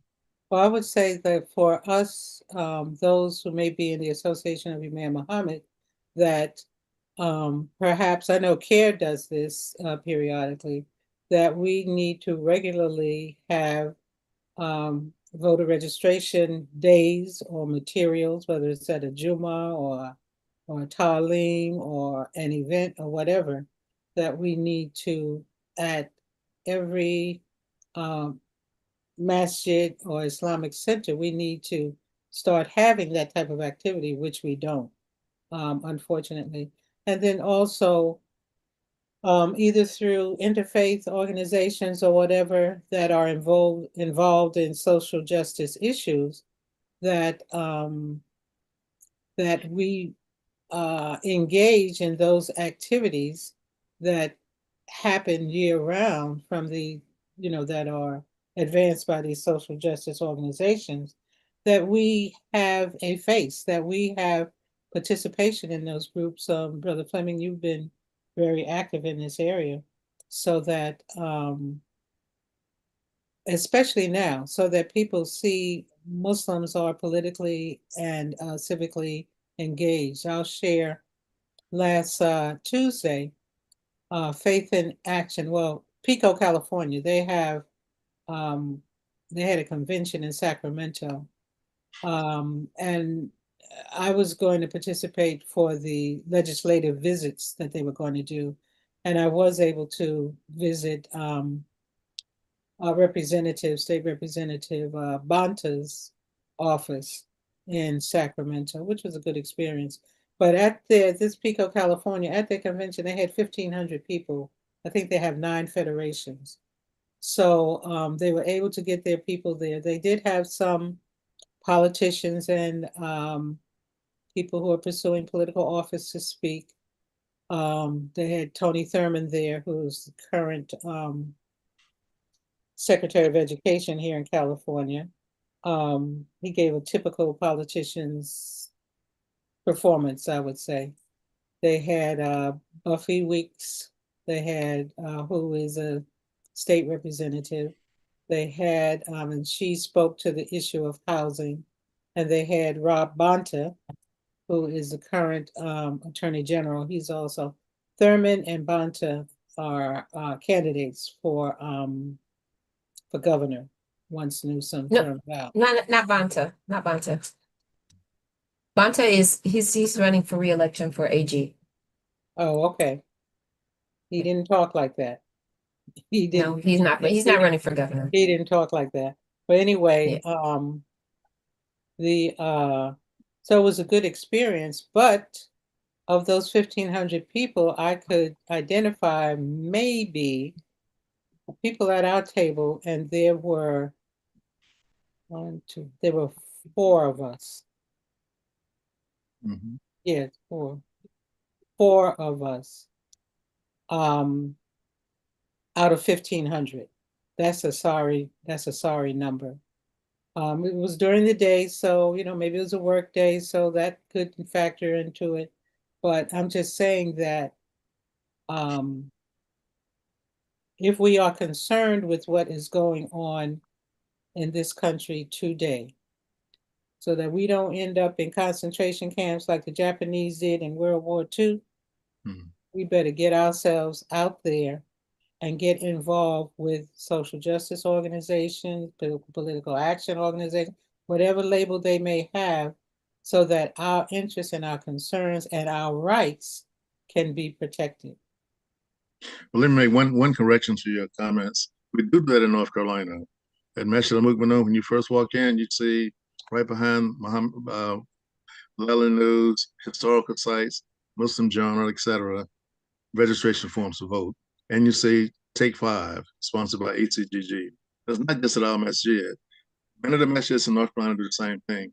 So there is an effort among our community to do that. No, I don't know. I didn't say that none of our communities are doing that. And I wasn't saying that North Carolina isn't doing that, but we don't have enough of our communities doing it. Let me say this, then I'm One community out of the hundreds of masjids and Islamic centers we have is a pretty poor showing. So we need to put pressure on our imams, and I mean pressure, put pressure on our imams, even though they may not go through the ratification process the way that they should, but put pressure on our imams and put pressure on these conveners of imams to encourage local masajid and Islamic centers to have some sort of political engagement and civic engagement in their community. Yes, absolutely. Absolutely. In fact, if we heard the next part of the presentation, we started off here in Imam Muhammad, that's exactly what we talked about. Holding our imams accountable for being engaged in the community and being aware of the history and the importance of this American process, and to be vigilant, not to just sit behind and criticize and complain, but actually get engaged. But one thing I've learned in my short Hold on, Michael. Hold on, Michael. One second, Mike. One thing I've learned about numbers, they don't really impress me now. I'd rather work with 2 people that are dedicated than 200. I got to guess who's going to show up in that. Why am I saying that? I work with 3 people and impacted legislation more than 300 have done. So I look for people that are sincere, and many times it's not somebody from our community, but they have the same interests as we have, and we can work together. So we have to be very careful. It's not the numbers as far as I'm concerned, it's the sincerity that you want to make a difference and work with those people. And I do employ communities. I speak at a lot of different sectional imams, and some of them are still on the sideline. They want to sit around and criticize the process instead of doing anything about it. And I've gotten to the point now, I'm 74 years young. I don't have time to waste. Either going to do something or get off the pot. But don't tell me all this philosophy about what you think should happen and when you're not doing anything. And I'll stop right there because I've used up my 15 seconds. Brother Michael, go right ahead, sir. Thank you. We've got the encouragement from the body of knowledge and the spirit of Imam Muhammad. He talked when he first came into office about how the intelligentsia are like levitating from the people. And I'm going to say a lot of times they'll use the imam, the quote unquote uh, leadership model that we have now, and I'm in favor of it. It has to go beyond imams and political operatives. It has to. You can't have a community with just teachers of the religion and politically engaged individuals that we see the flaws in the system, but we're not doing what Sister Cheryl says in terms of, you know, and too much word salad is going on amongst people that are more resourceful. The resourceful men and women, as Imam Muhammad said, and this is a general template, The educated professionals have to come forward and translate the language of their profession into a product that will cause more production from the common man and woman. Uh, Resourceful people, thought leaders, they know how to get stuff done. But we've got to stop all of this luncheon talk and really be more engaged. The common people have to be shown how to utilize their energies to get things done. We're not creating a directional language environment that will keep, I use the example often of Imam Salahuddin. I consider him a Renaissance man. He's been a public educator.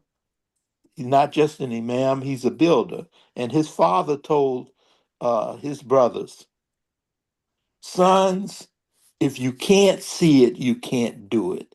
Now, that's a professional translating the language of not just his profession, but other professions. We've got to give the people vision so they can see how to move. And then you have to show them how to move. You just can't tell them, you have to show them. And we're not using our energies effectively and our thought capabilities effectively. We've got to be more action oriented. It's too much goddamn talk, you know, and a lot of it's done in such a way. Well, at least I said it, but hell, we got to do it, and and people with less thinking ability and energy for action have to be shown. And you have to tell them this is going to be the consequences. And we're getting the consequences now. And just like natural disasters, it removes all those barriers, those obstacles and barriers that get in the way of us overcoming or surviving a natural disaster. Well, we're having a governmental disaster right now, and we've earned it. And I'll stop with that. Thank you, Brother Michael. Brother Muhammad Sharif has his hand raised, and I know Brother Muhammad has a very tight schedule too. Brother Muhammad, please. Yeah, thank you. Assalamu alaikum, everyone. Alaikum salam. I took a break for a second. I went and made a little prayer. Yes, sir. We should go to the Quran, see what happened when people disobeyed the leader that God gave them. Imam gave us the light. We was in darkness. We was in the dark. He gave us one saying that. He told us what we were worshiping before, the white man being God, the black man God. He came and he wiped out all that. He brought us the Quran, life example of Prophet Muhammad, and then he went to move on his leadership. And we are, like I say, go to the Quran and see what happened to the people of Noah, the art people, the Talmud, and keep going and going and going. See, when you do not obey your leader that God give you, he take you back into the darkness. And now we saw what happened during the days of Hitler. Matter of fact, they said they found Hitler at the end of everything on the bed hiding. And he will what we've seen in our lifetime right here. What Trump has done, his party, they have made an attempt to take over the American government. I think 2 people were killed during that time. No one has been arrested. No one has been brought to trial. They have got away with trying to take over the government, and our leadership, I'm talking about the Congress has done nothing. They haven't arrested anyone. They haven't even thought about impeaching Trump and those people that were with him. They've gone scot-free. The Congress not saying nothing, and now the man has gone over the Congress. He's been part of wiping out Gaza with the Israelis, the Zionists, No one has said anything. They have wiped out Gaza completely. And now he made a turn. He did to have Venezuela, and now he's turned on Iran, a Muslim country. And nobody's saying, I mean, our community, Muslims, said they're with the Imam Muhammad. They said they're with the Elijah Muhammad. They haven't said a word.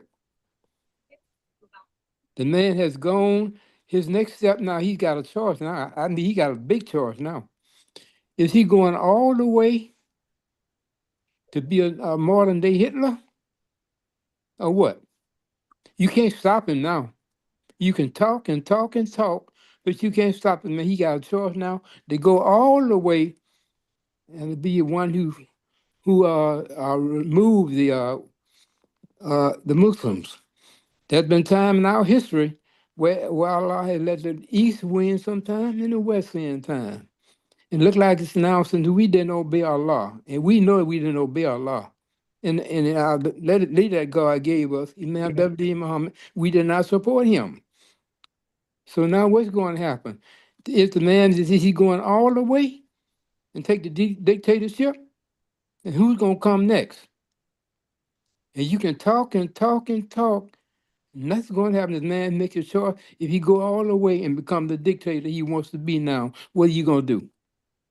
What are you going to do? You're talking, just talking. And that's what I'm saying. I'm saying it this way because this is almost the end. The man, you might not get a chance to vote again. There may not be no midterm election. Give the man a few more months and you can forget it.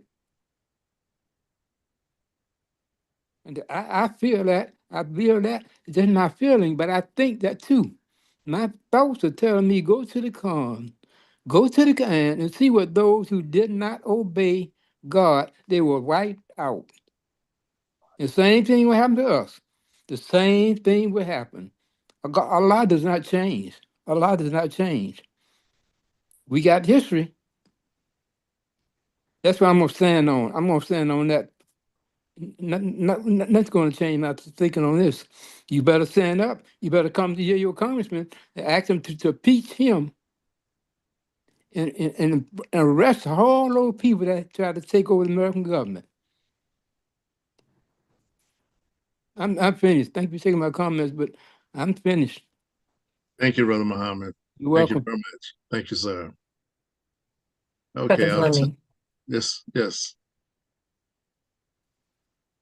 and I'm gonna say this because, and I want all of you to take it in the spirit that I give it. So get upset, then that's probably the spirit that I'm gonna give it in. Listen, he would not be in the office right now if it wasn't for some of you in this community, whether you voted for him or you didn't vote at all, whether some of the people you know voted for him or they didn't vote at all. Some people, Muslims included, had the opinion that I shouldn't vote because you was mad at Kamala, you're mad at Joe Biden, whatever. Some people voted for him because they were like, oh, you voted on single issues, whatever it was, whether it was the Middle East, whether it was his rhetoric about women's rights, whatever it was. So you take responsibility for this too. And I'm saying this not just to the people on the screen, but the people who might be listening to this. Oh, he's going to give us some money. Oh, he said he's going to reduce the amount of eggs. I don't even eat eggs, but whatever. Oh, he said he's going to end the war in the Middle East. Not only did he not end it, he started 10 more. Because some people don't believe fat meat greasy. Some people don't listen to what somebody say who they are, and you don't believe them. And now you want to put that genie back into the bottle. So I believe, yes, Brother Sharif, I'm listening to you, and I understand that. See, but I also listen to the brothers earlier in the broadcast say we can't be operating out of fear. And I don't operate out of fear, but I do believe that we need to be more strategic and we need to be more proactive and intentional in what we do. Yes, Sister Amatullah, we need to be trained, we need to be educating people, but we also need to be informing people. Because education, I heard this somewhere, the educating people presumes they don't know anything. But informing them says it, I believe you have a base level of knowledge. I believe you have a base level of education. But you might not know these things to put, like you always say, connect the dots. So let me give you some information that you may not have. There's a lot of educated people who are ill-informed. And what we try and do here is give people information.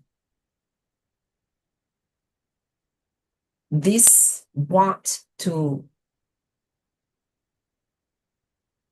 point fingers and blame everybody else, some of this comes right back to this community. Sometimes we just don't stand up. Now we want to stand up and there's a lot of people who wouldn't vote. We went through this, Sister Amatullah, Brother Fleming, during the election cycle, trying to, we put together civic education, curricula and trainings and talking to people and trying to helping people understand what's going on.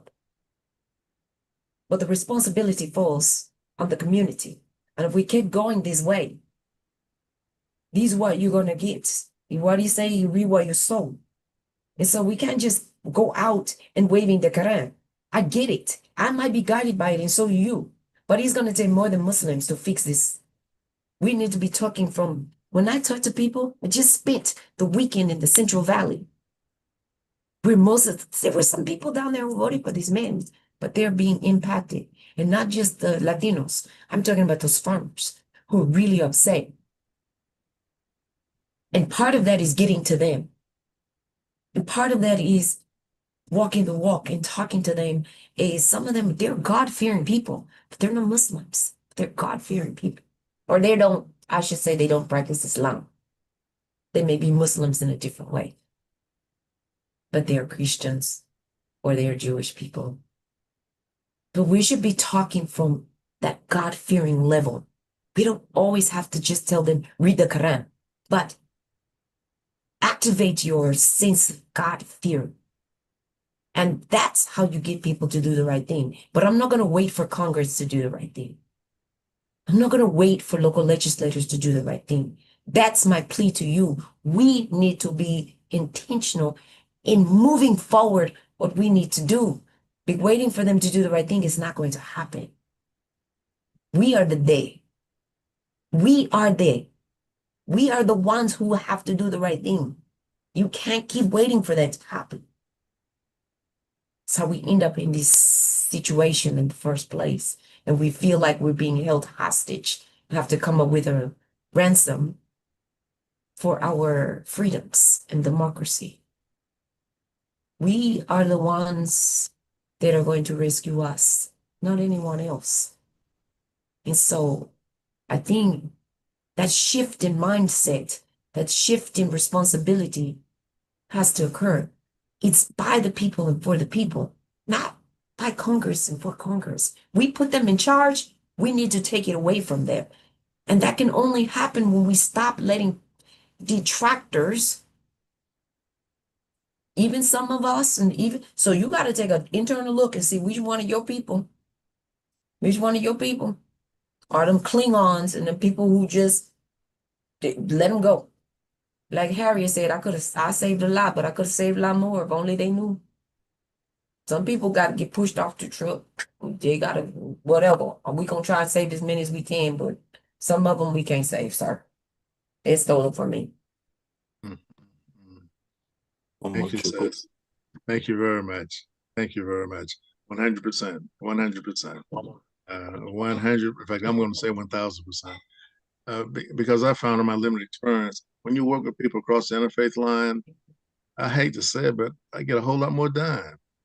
Yes. Action and impact yes. on the larger community. Yes. Because it puts you to come out of your, silo and work with people on a humane basis. And that's far more productive.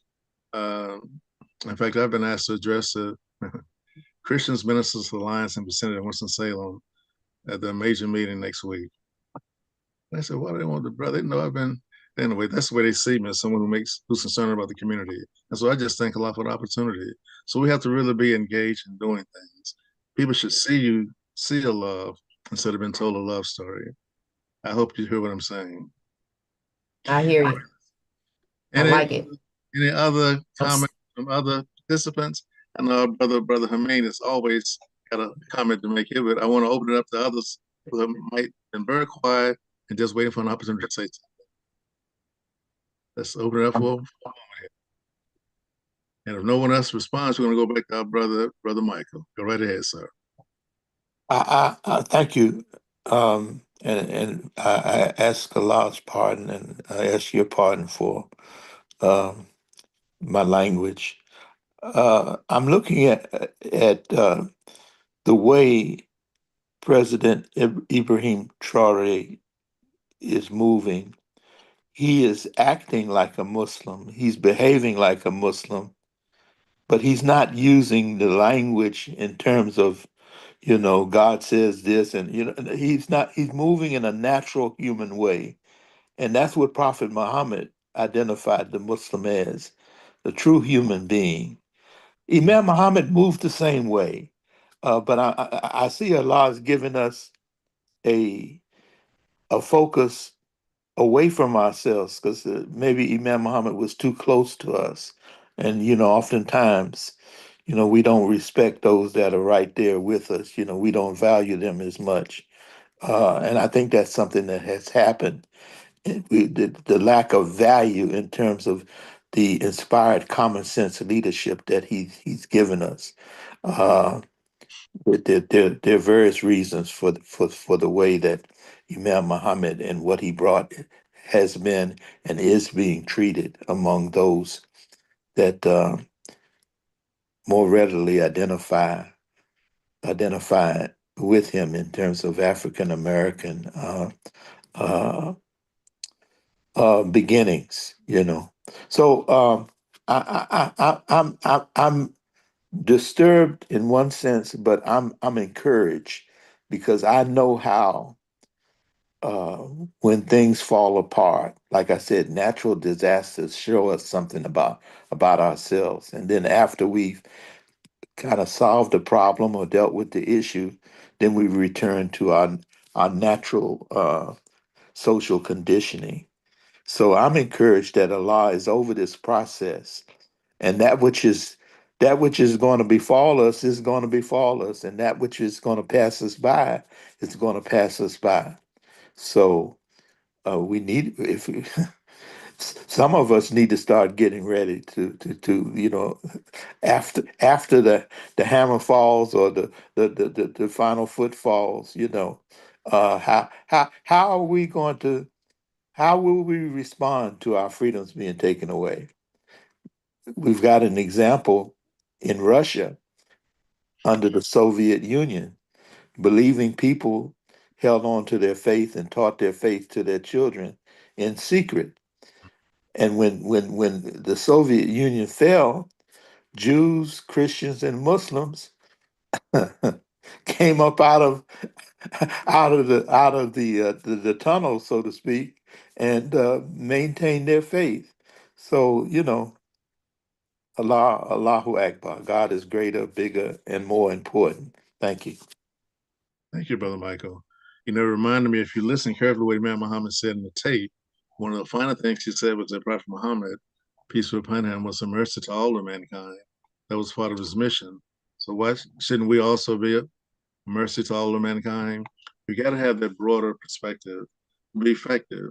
And you have to see yourself as being connected to that. That's where you operate, inshallah, in society. But you got to be doing something. I'm going to end with this. When we make salat, we go through action steps. Let me say it again. We make salat, we go through action steps. We're moving. What do we move to after we make salat?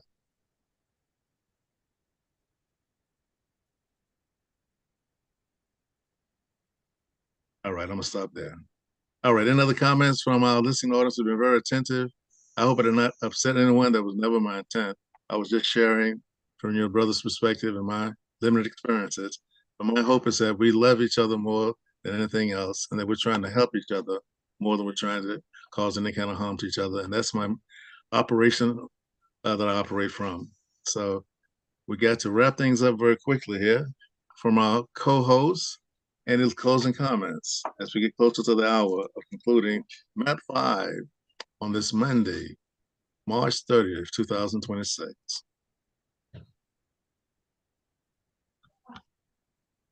Sister Amatullah? Allah is always in charge. I don't care who you voted for. Allah is always in charge. And we need to remember that.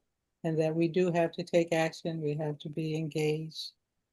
It is an obligation on us as believers. We see something that is wrong, to change it with our hands. We can't change it with our hands. Speak up against it. If you're afraid of that, at least in your heart, know or feel some pain that you're not in a position. But we are in a position in this country to bring about change. Thank you. Thank you. Sister Cheryl? What light is to the eyes, what air is to the lungs, what love is to the heart, liberty is to the soul of man. Mm. Mm. Wow. Mm-hmm. That's what I have for you.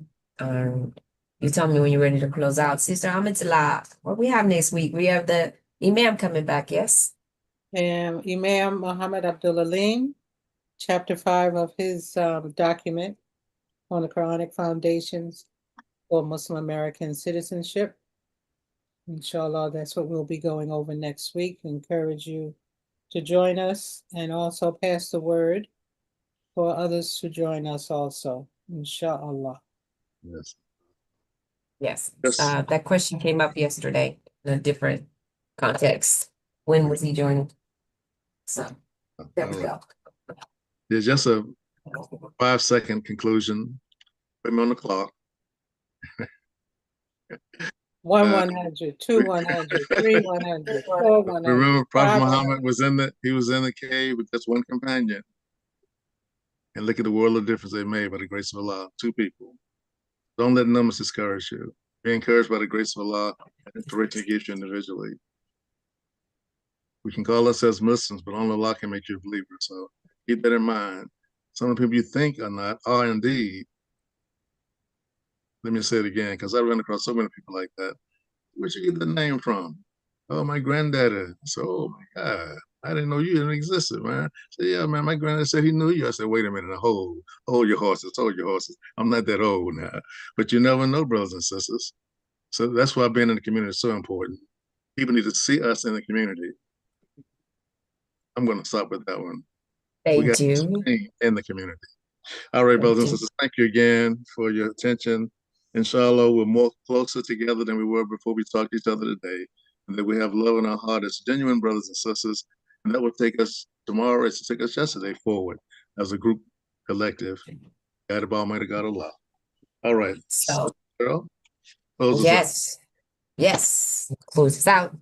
We will see you back here, inshallah, at 1 p.m. when the sun rises and almost that time of year where burns a hole in you. Hot out there.